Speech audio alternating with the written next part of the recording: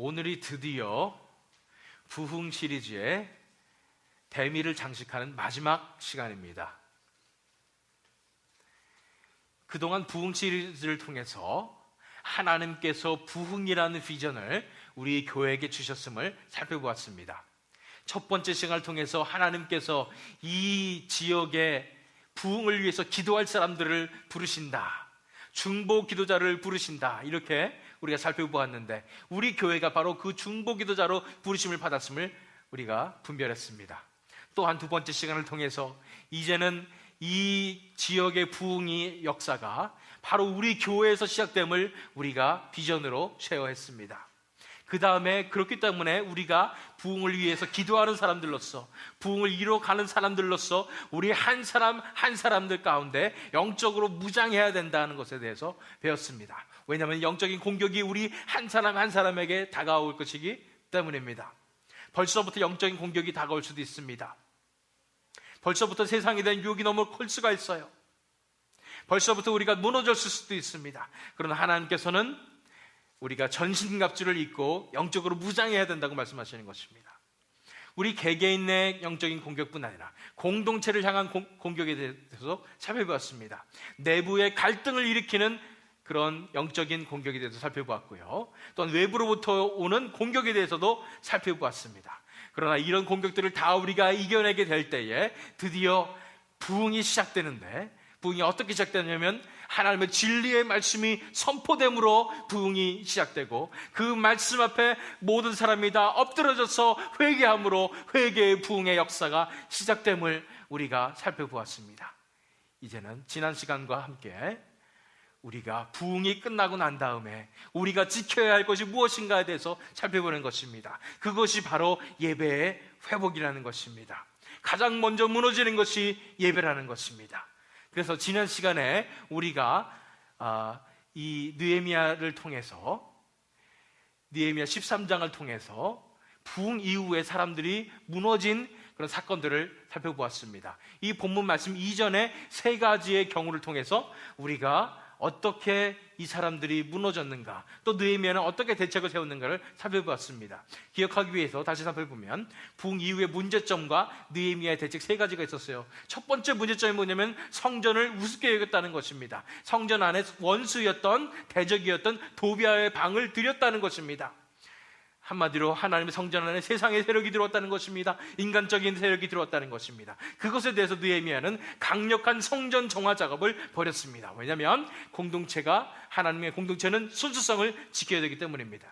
두 번째 문제가 있었는데 레위 사람들에게 11조를 걷어서 이렇게 먹여 살리지 못했기 때문에 11조를 우습게 여겼기 때문에 성전의 모든 것들이 다 힘들게 되었다는 것입니다. 그에 대해서 느헤미야는 사역자들을 올바로 세움으로써 이런 11조에 관한 것도 자리 잡게 되었습니다.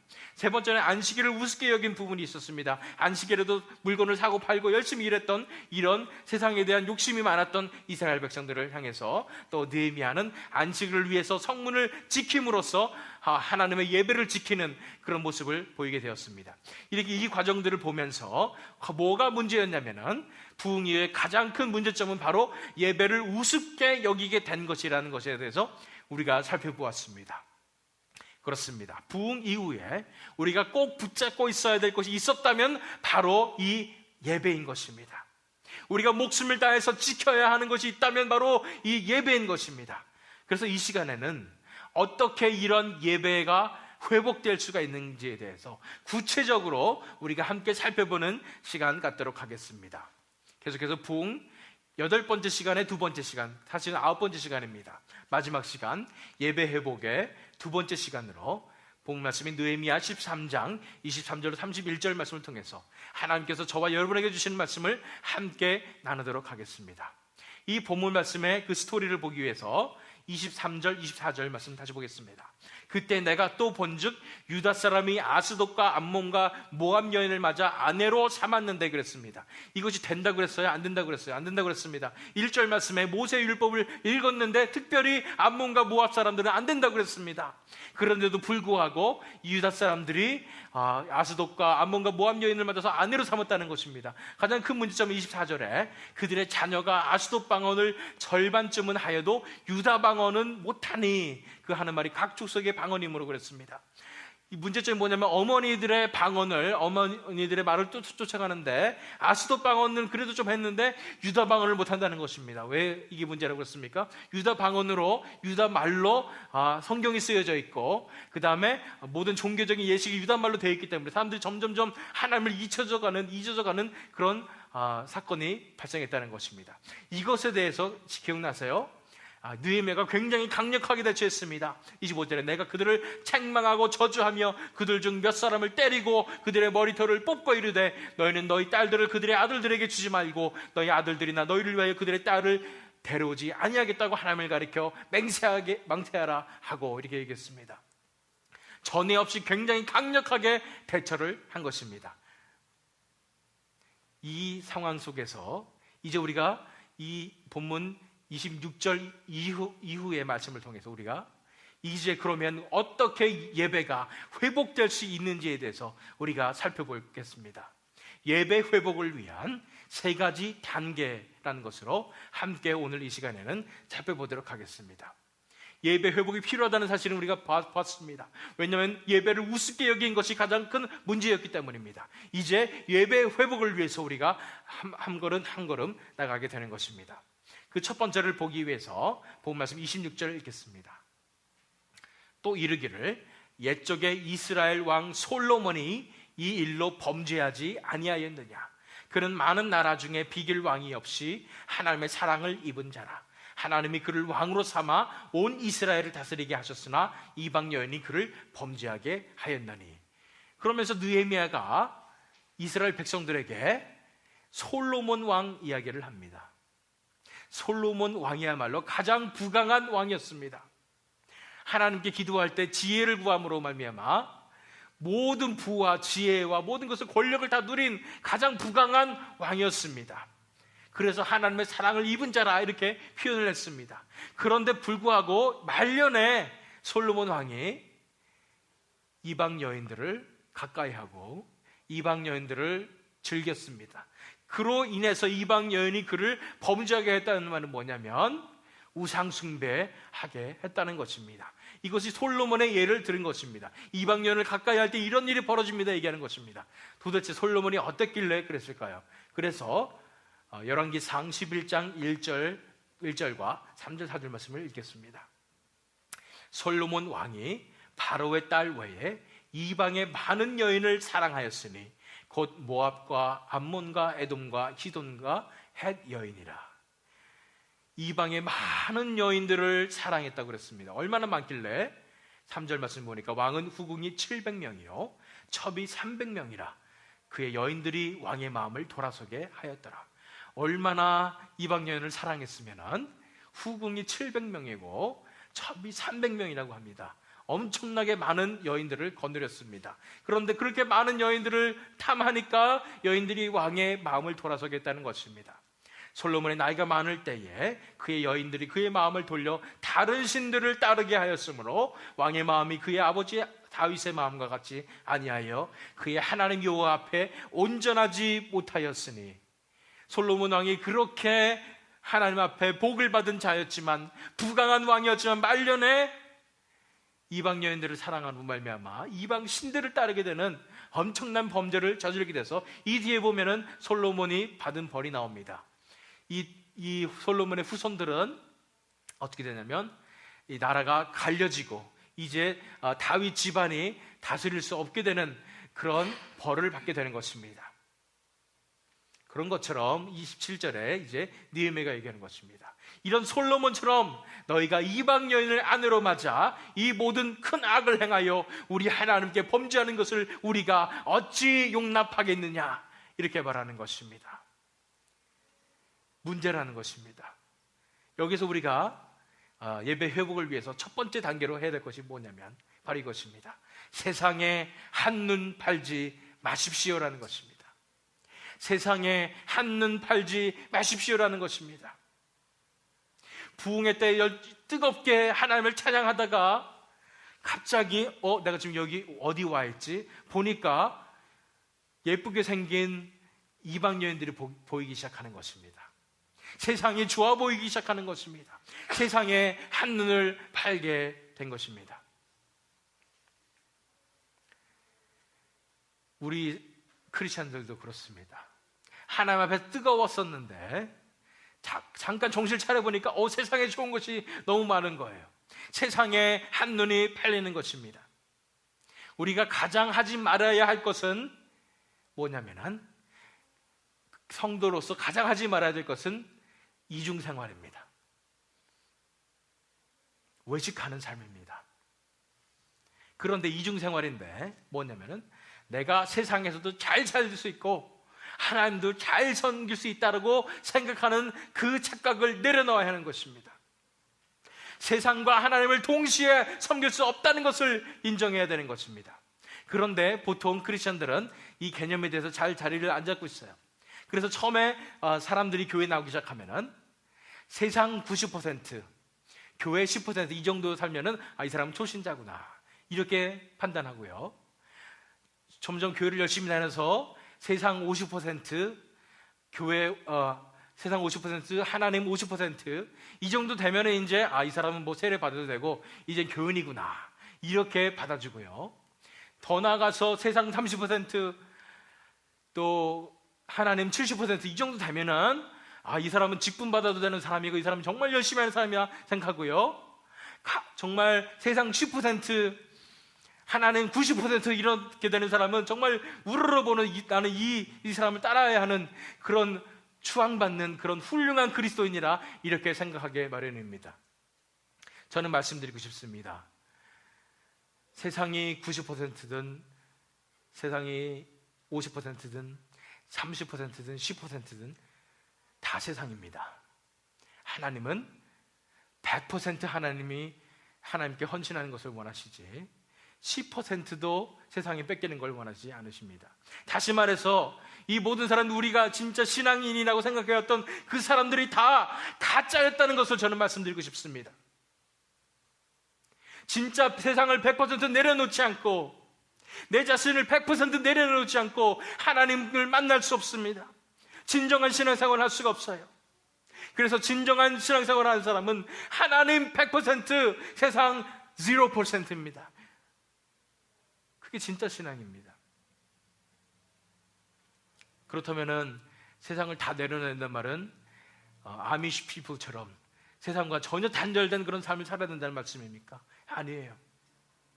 먼저 세상을 내려놓고 내 자신을 단 100% 내려놓아서 세상이 0% 되고 내 자신이 0%가 됐을 때, 하나님이 100% 됐을 때 이제는 우리가 하나님과 함께 동행하는 삶이 시작되는 것입니다. 그것이 진정한 크리스천의 삶인데, 그때 하나님과 함께 이 세상을 살아가게 되는 것입니다. 하나님과 함께 이 세상을 누리게 되는 것입니다. 그전에는 내 힘대로, 그전에는 내가 세상을 의지해서 살아서 내가 스스로 컨트롤했지만 이제는 하나님께 내 인생의 주권을 다 드렸을 때에 하나님께서 나를 이 세상 가운데 살아가게 하신다는 것입니다. 이 세상 가운데서 누리게 하신다는 것입니다. 하나님과 함께 100% 살아가게 될 때 우리는 세상을 다 내려놨지만 하나님께서 이 세상을 가장 아름답게 우리를 통해서 살아가게 하실 것이라는 것입니다. 그것이 진정한 크리스찬의 삶이라는 것입니다. 1%도 있으면 안 됩니다. 내려놓으셔야 돼요. 세상 1% 내려놓으시고, 내 자신의 것이 조금이라도 있다면, 붙잡는 것이 있다면 그것도 내려놓으시고 전적으로 하나님 앞에 나아가게 될 때 하나님께서 우리의 삶을 다스려 주시고 아름답게 이끌어 주신다는 것입니다. 또 우리가 두 번째로 조심해야 될 것이 있다면, 세상에 한눈 파는 것에 대해서 조심할 것이 있다면 무엇이냐면, 은혜 받은 다음에 정말로 조심해야 됩니다. 이 이스라엘 백성들 보세요. 부흥을 거쳤습니다. 부흥의 때 진정으로 회개하며 근식하며 하나님 앞에 나아갔다는 것이, 다 내려놨다고 그랬어요. 세상의 것도 다 내려놓고 내가 먹고 싶은 것도 다 내려놓고 모든 걸 다 내려놓고 하나님 앞에 나아갔는데, 이제 부흥의 때가 끝나고 나니까 이 사람들 가운데 유혹이 찾아오는 것입니다. 은혜 받았을 바로 그 직후가 가장 위험한 것입니다. 제가 옛날에 유스 사역을 했지만, 중고등부 사역을 했지만, 아이들이 정말로 수련을 가면 뜨거워집니다. 정말로 모든 것을 다 내려놓고 회개한다고 그래요. 그랬는데 수련회 끝나고 나는 그 다음 날이 가장 위험합니다. 내려와서 그동안 못했던 세상 것을 다 즐기는 것입니다. 게임도 하고 인터넷도 하고 이러면서 금방 무너지게 되는 것입니다. 우리도 그렇지 않습니까?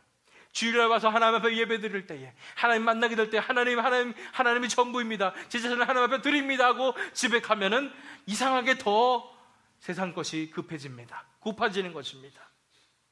은혜 받은 뒤에가 가장 중요합니다. 그래서 제가 저와 여러분에게, 저도 마찬가지예요. 저한테도 주일날 예배 드리고 나면 그때가 가장 허탈하고 가장 마음 가운데 유혹이 심합니다. 그렇기 때문에 저와 여러분에게 함께 챌린지 드리고 싶습니다. 어떤 챌린지냐면은 주일 후에 우리가 안식일을 확실하게 하나님 앞에서 드리기 위해서 우리가 주일에 다른 모든 세상 것들을 다 내려놓기 원합니다. 주일에 이제 예배가 끝나고 나서 더 하나님 앞에 나아가기 원합니다. 하나님 안에서 휴식하기 원합니다. 다른 세상 것들을 유혹이 있더라도 내려놓기 원합니다. 주일 하루만큼은, 일주일에 주일 하루만큼은 정말 하나님 앞에 바쳐진 그런 삶을 살기 원합니다. 저한테도 힘든 일입니다. 그렇지만 이 시간에 저와 여러분이 함께 결심했으면 좋겠습니다.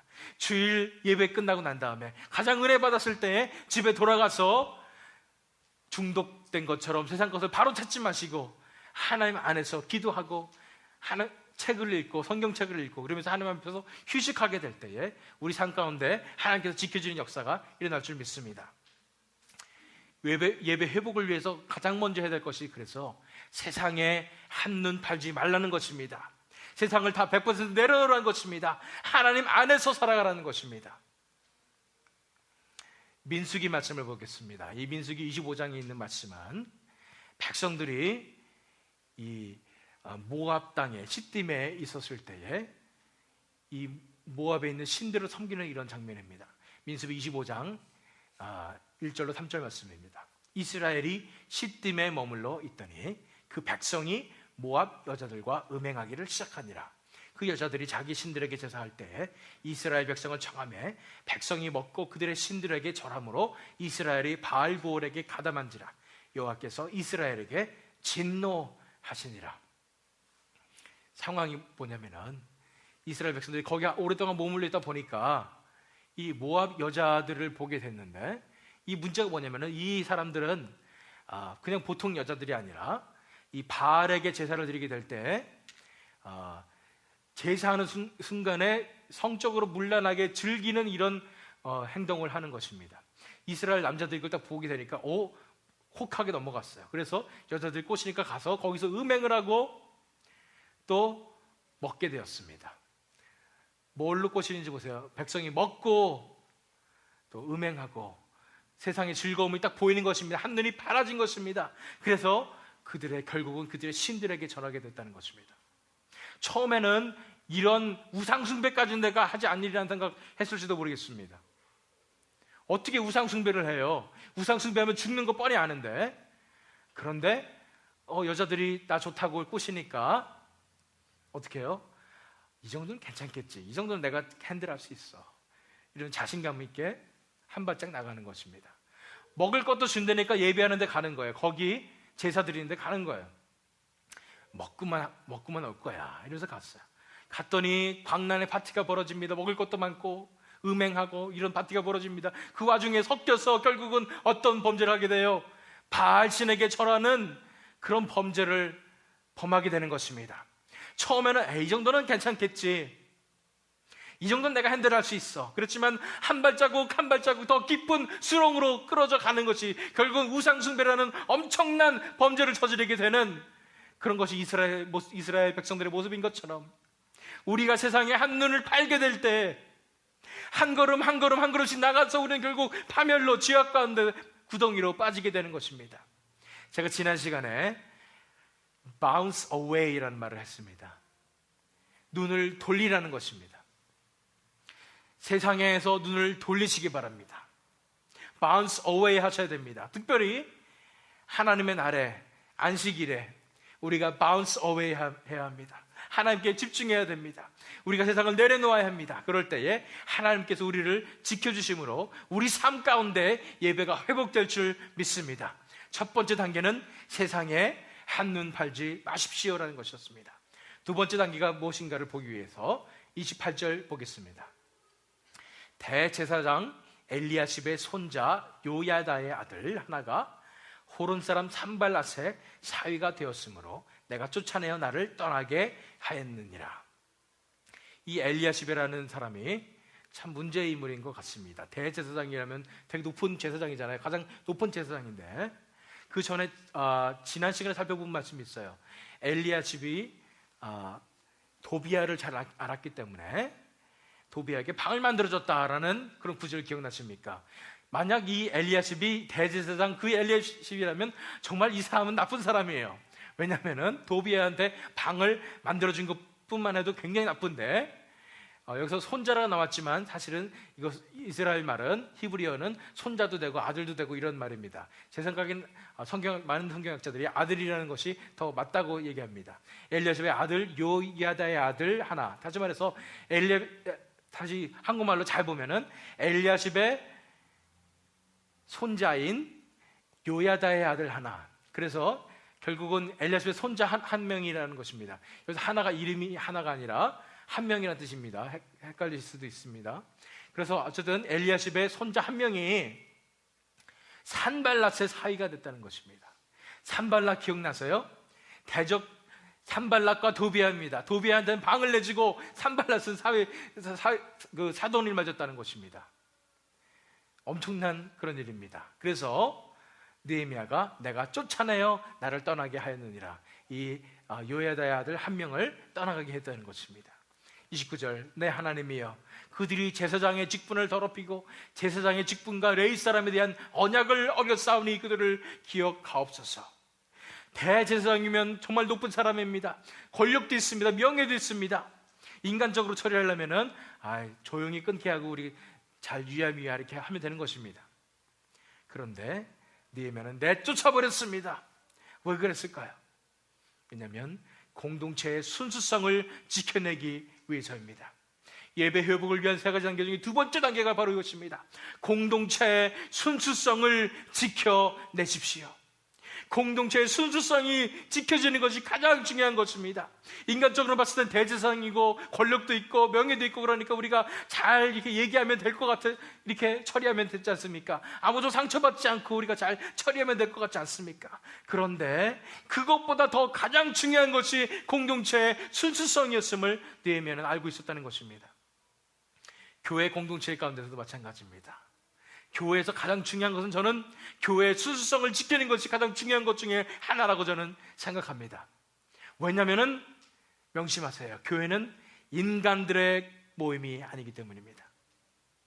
교회는 인간들이 만나서 좋은 단체 만드는 이런 곳이 아니기 때문입니다. 사람들이 모여서 정치하는 곳이 아니기 때문입니다. 이 사람도 좋고 저 사람도 좋고 우리 다 행복하게 이렇게 만드는 곳이 아니기 때문입니다. 교회는 하나님의 교회입니다. 하나님께서 다스리시는 곳입니다. 예수 그리스도가 머리가 되시고 우리 한 사람 한 사람이 다 지체가 되어서 우리가 한 몸으로 되어 있는 것이 바로 교회임을 우리는 인식해야 할 것입니다. 그럴 때에 우리가 교회 가운데 있을 수 있는 그런 순수성을 제어하는 행동에 대해서 우리가 담대하게 단호하게 대처할 수 있는 것입니다. 왜냐하면 하나님의 교회니까요.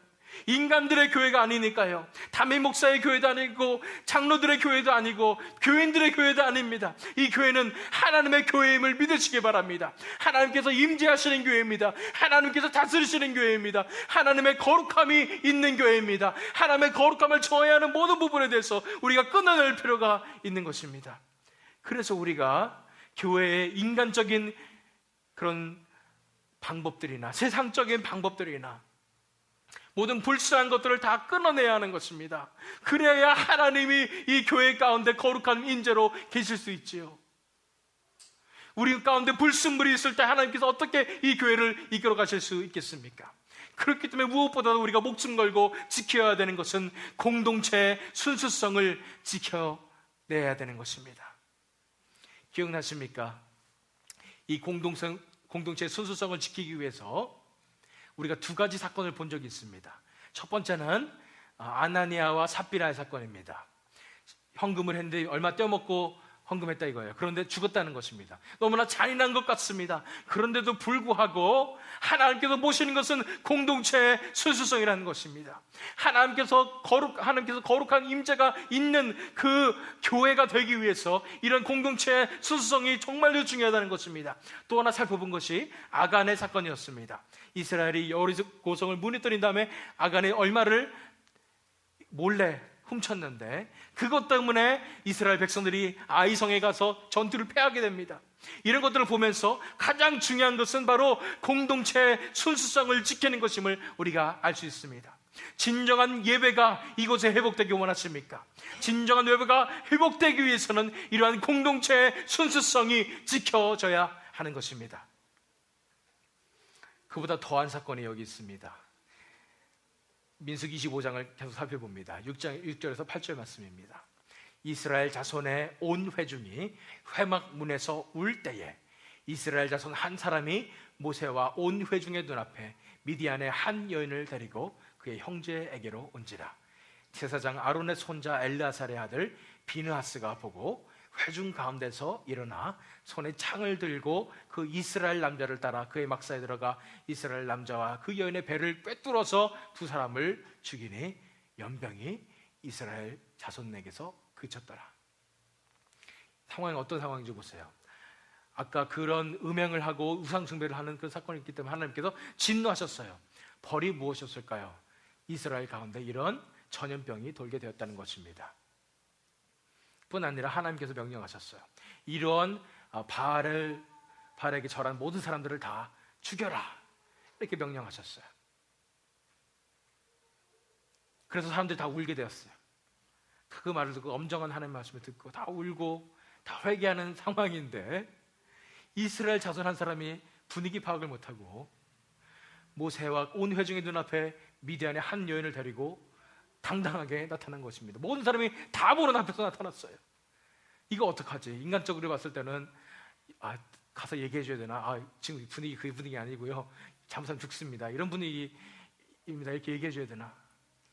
아무도 어떻게 해야 될지 모르고 있을 때 단 한 사람, 제사장 아론의 손자 엘르아살의 아들 비느하스가 그것을 보고서 손에 창을 두고 쫓아갔어요. 이스라엘 남자와 여인의 배를 한꺼번에 꿰뚫어서 두 사람을 죽여버렸습니다. 그때서야 전염병이 그쳤는데 24,000명이 죽고 나서 그쳤습니다. 너무 잔인하다고 생각하죠. 어떻게 그렇게 죽여버릴 수가 있느냐? 그 범죄 때문에 24,000명이 죽고 있었습니다. 가장 옳은 일을 한 것입니다. 하나님의 거룩하심이 이렇습니다. 하나님께서 말씀하시는 거룩함이 이런 것입니다. 이만큼 공동체의 순수성을 지키는 것이 중요함을 우리가 알아야 합니다. 그냥 인간적인 방법으로 우리가 좋은 게 좋은 거니까 이런 것이 아니라 정말로 예배가 회복되는 진정한 부흥의 역사가 일어나는 그런 공동체가 되기 위해서는 우리 가운데 있는 불순물들을 다 끊어내야 합니다. 세상의 방법들을 다 끊어내야 합니다. 인간적인 관계들을 다 끊어야 됩니다. 정치적인 것들을 다 끊어내야 되는 것입니다. 우리가 하나님의 거룩함을 담아낼 수 있는 그런 공동체가 되어야 된다는 것입니다. 그렇습니다. 공동체의 순수성이 지켜져야지 하나님께서 함께 계실 수가 있는 거예요.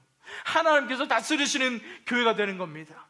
하나님께서 역사하시는 교회가 되는 것입니다. 그렇기 때문에 우리가 목숨을 다해서 공동체의 순수성을 지켜낼 때에 그때에 우리 가운데 예배가 회복될 줄 믿습니다. 마지막 세 번째 단계를 보기 위해서 30절과 31절 말씀 보겠습니다.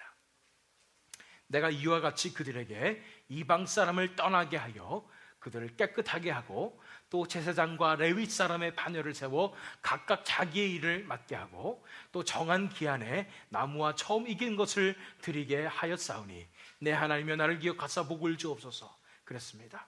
이 느헤미야가 한 일을 보세요. 첫 번째, 이방 사람을 떠나게 하여 그들을 깨끗하게 하고 그랬습니다. 정결하게 했다는 것입니다. 다시 말해서 공동체의 순수성을 지키려고 최선을 다했다는 것입니다. 성전 정화 작업을 했다는 것입니다. 두 번째는 제사장과 레위 사람의 반열을 세워 각각 자기의 일을 맡게 하고 사역자들을 올바르게 세웠다는 것입니다. 31절에 또 정한 기한에 나무와 처음 익은 것을 드리게 하였사오니 하나님께 예배드리는 이 모든 부분들을 다 고쳤다는 것입니다. 느헤미야가 결국 한 것은 뭐냐면 바로 예배를 회복시켰다는 것입니다.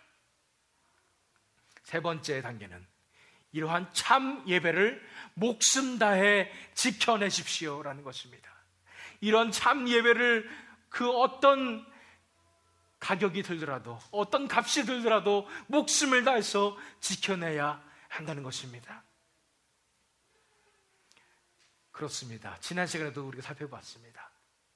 이 부흥의 때에, 부흥이 일어나기 전부터, 부흥이 일어나고 부흥이 일어난 후까지 우리가 목숨 다해서 지켜야 할 것은 이러한 참된 예배입니다. 하나님의 임재가 있는 예배입니다. 하나님을 만나는 예배입니다. 이것을 목숨 다해서 지켜내야 한다는 것입니다. 자, 이렇게 말씀을 드리면 어떤 분들은 부정적으로 생각하실 분들이 있습니다. 왜냐하면 착각하기 때문에 예배에 목숨을 건다 그러니까 예배의 형식이나 이런 것에 최선을 다한다는 말로 들을 수도 있습니다. 또는 어떤 교회를 가보니까 큰 교회일수록 예배의 타임라인이 다 정해져 있습니다. 분 단위로, 초 단위로 정해져 있어요. 정확하게 프로그램화 돼가지고 멋있는 예배가 짠 드려지는 것, 오케스트라 해가지고 예배의 모든 것을 다 투자해가지고 아름답게 예배를 드려지는 것, 이런 것을 제가 얘기하는 것이 아니라는 것을 여러분들 잘 아실 것입니다. 참 예배입니다. 진정한 예배예요. 하나님의 임재가 있는 예배입니다. 하나님이 만나주시는 예배입니다. 하나님의 거룩한 그 임재를 담아낼 수 있는 예배라는 것입니다. 그 예배에 우리가 목숨을 다해서 그 예배를 지켜내야 된다는 것입니다.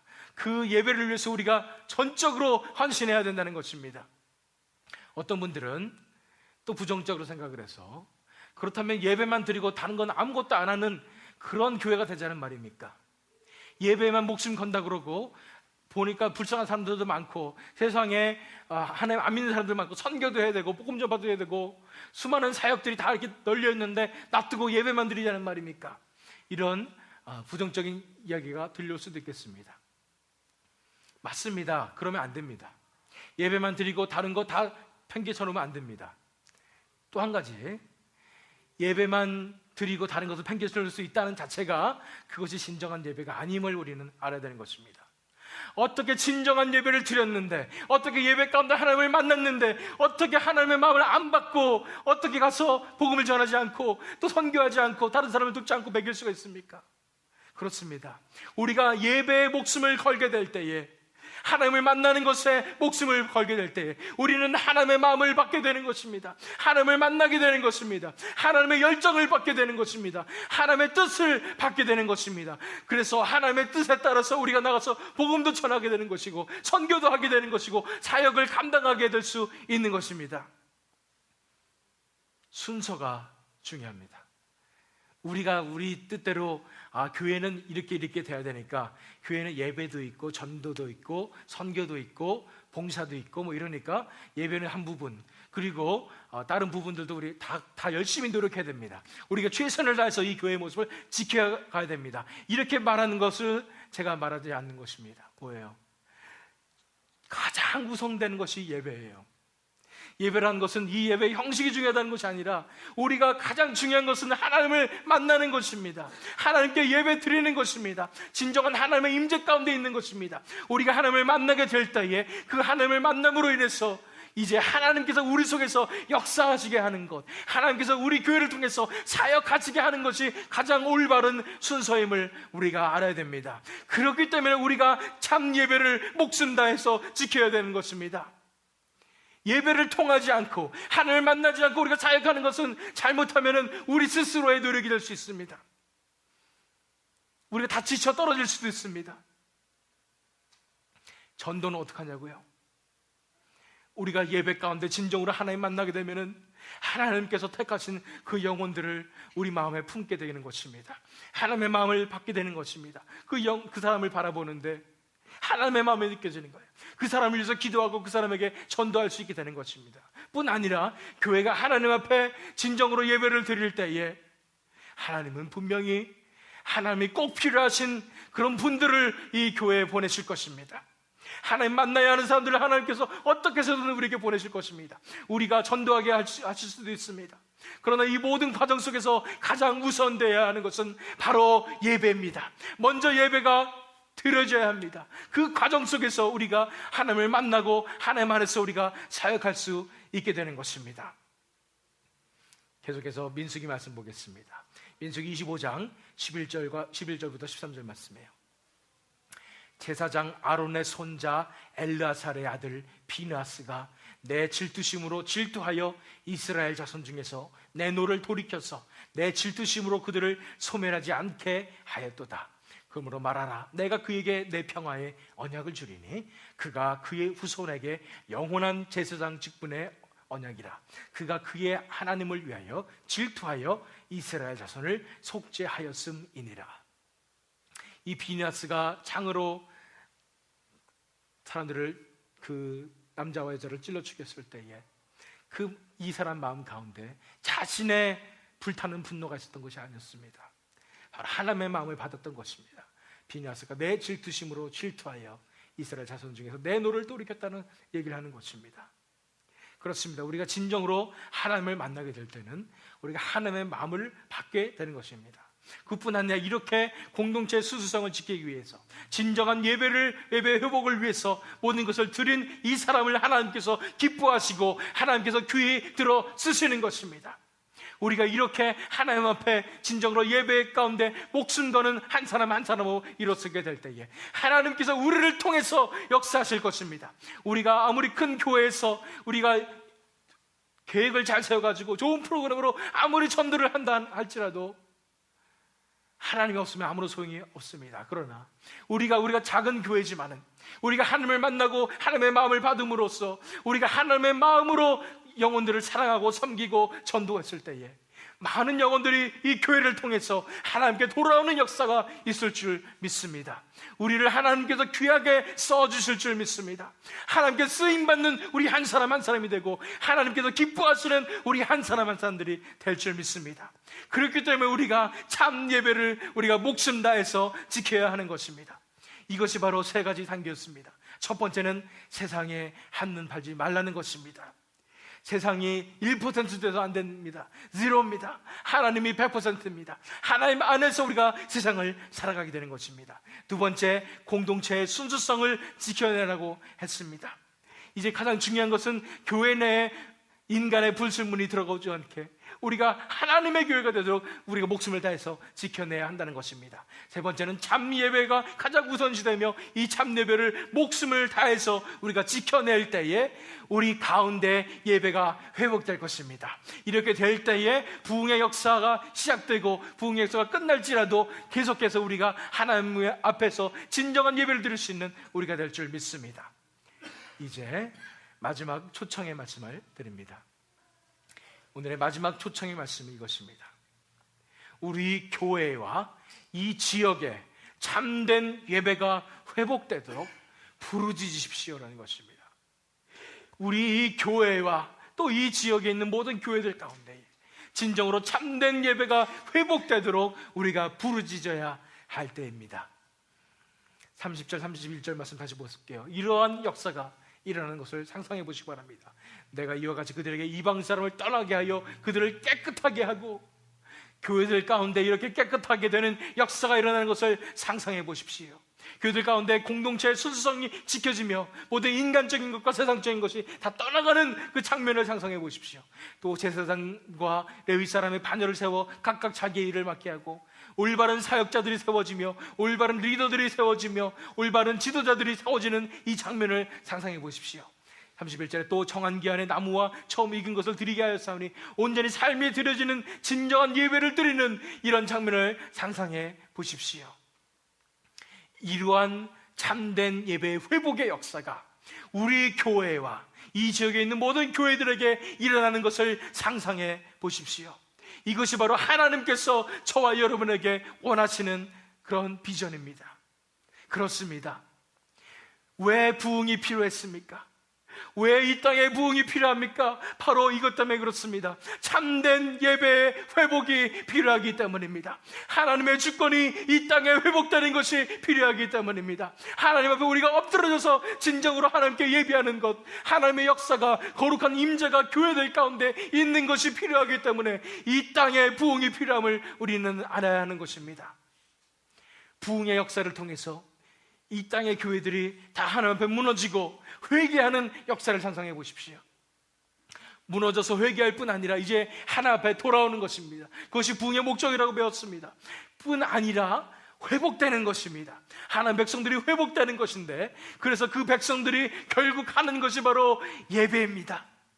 예배의 회복이 바로 부흥을 하나님께서 우리에게 비전으로 주신 목적임을 우리는 알아야 할 것입니다. 그렇습니다. 이것이 우리의 비전입니다. 이 부흥을 통해서 이 땅에 하나님께 드리는 진정한 참 예배가 회복되는 것, 이것이 우리의 비전입니다.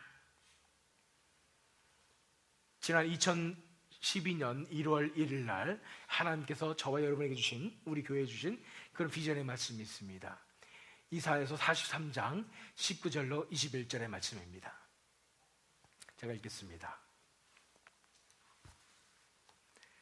보라, 내가 새 일을 행하리니 이제 나타낼 것이라. 너희가 그것을 알지 못하겠느냐? 반드시 내가 광야의 길을, 사막의 강을 내리니 장차 들짐승 곧 승냥이와 타조도 나를 존경할 것은 내가 광야의 물을, 사막의 강들을 내어 내 백성, 내가 택한 자에게 마시게 할 것임이라. 이 백성은 내가 나를 위하여 지었나니 나를 찬송하게 하려 함이니라. 이 비전을 우리에게 주셨을 때 하나님께서 분명히 새 일을 행할 것이라고 말씀하셨고, 이제 나타날 것이라고 말씀하셨어요. 광야의 길을 낼 것이고 사막의 강을 낼 것이라는 것입니다. 언뜻 보면 불가능해 보이는 일인 것 같습니다. 너무나도 인간적으로 봤을 때는 너무나 허황된 그런 비전인 것 같습니다. 이 지역의 교회들이 회개하고 하나님 앞에 돌아오다니요. 그런데 메말라가는 이 땅에 광야의 길을 내시고 사막의 강을 내시는 그 비전을 하나님께서 주신 것입니다.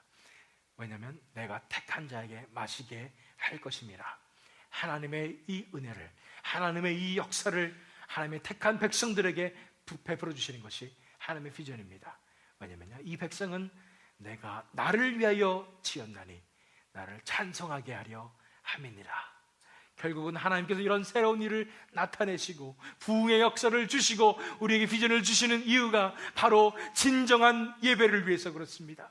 우리가 진정으로 하나님을 찬양하고 하나님을 예배하고 하나님을 만나는 진정한 예배를 위해서 하나님께서 이러한 부흥의 비전을 우리에게 주셨음을 이제 우리가 분별할 수 있는 것입니다. 그렇기 때문에 이제 이 부흥 시리즈를 마무리하면서 하나님께서 저와 여러분에게 주신 챌린지가 이것입니다. 바로 우리 교회와 이 지역에 참된 예배가 회복되도록 부르짖어야 하는 것입니다. 보통의 방법으로 안 됩니다. 인간적인 방법으로도 안 됩니다. 불가능합니다. 불가능해 보입니다. 그렇기 때문에 부흥이 필요한 것입니다. 그래서 하나님의 강권적인 역사가 일어나야 하는 것입니다. 그렇기 때문에 회개의 부흥의 역사가 이 땅에 임할 때에 이 지역의 교회들 가운데 진정한 하나님의 나라인 교회가 이루어지며 참된 예배가 회복될 수 있는 것입니다. 그렇기 때문에 이제 우리가 이 부흥의 비전을 받고 이제 그 기적의 역사, 하나님의 강권적인 그런 임재하심의 역사가 이 지역에 임하게 하여 주시옵소서. 우리 교회에 먼저 임하게 하여 주시옵소서. 우리가 다 회개하는 역사 일어나게 하여 주시옵소서. 이 지역에 참된 예배들이 회복되게 하여 주시옵소서. 이 시간 저와 여러분이 함께 하나님 앞에 부르짖어 기도하는 시간 갖도록 하겠습니다. 다 함께 기도하시겠습니다.